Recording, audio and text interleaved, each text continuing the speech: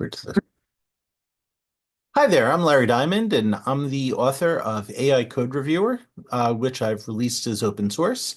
And as you see on my screen, on my screen over there, I've got the GitHub site for it lined up for you.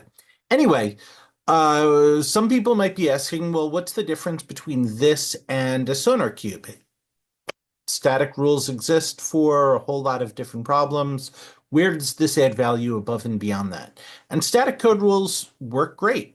I have this project covered in SonarCube right now, and it does a great job for me. What it can't do, though, is it can't find mistakes in your algorithm. It can't find things that aren't in its static rule set.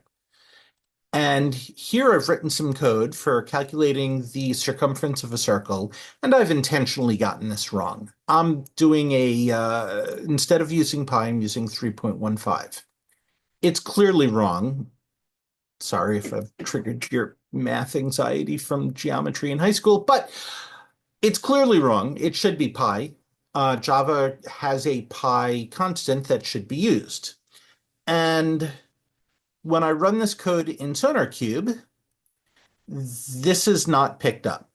I've intentionally written some code that it will pick up some mistakes, but that's not picking up this code.